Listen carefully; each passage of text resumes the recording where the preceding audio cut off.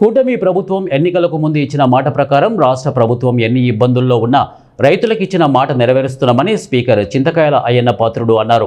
బుధవారం నాతవరం మండలం నాతవరం ఆదిత్య ఫంక్షన్ హాల్లో ఏర్పాటు చేసిన అన్నదాత సుఖీభవ పీఎం కిసాన్ రెండో విడత పంపిణీ కార్యక్రమంలో ఆయన పాల్గొన్నారు. ఈ సందర్భంగా ముందుగా జ్యోతి ప్రజ్వలన చేసి ఆయన మాట్లాడుతూ గతంలో రాష్ట్రాన్ని అప్పులపాలు చేసి పోయారని, అయితే కూటమి ప్రభుత్వం వచ్చిన తర్వాత రాష్ట్రం అప్పుల్లో ఉన్న రైతులకు మేలు చేసేందుకు కూటమి ప్రభుత్వం కట్టుబడి ఉందని ఆయన అన్నారు.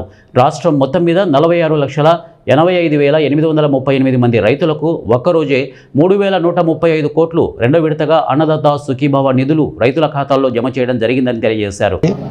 పోయిన సంవత్సరం శ్రీరామనవమి అయింది. ఇక్కడ అందరూ పెద్దలు ఉన్నారు, అన్ని ఊళ్ళో ఉన్నారు. వాళ్ళు చెప్తున్నాను, మీకు కాదు, మీ ద్వారా చెప్తున్నాను.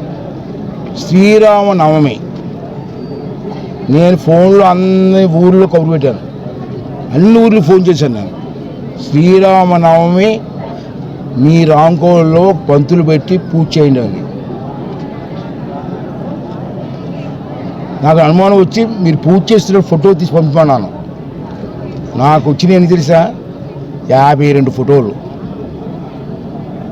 100 పంచాయతీలకి 52 పంచాయతీల్లోనే శ్రీరామనవమి చేశారు.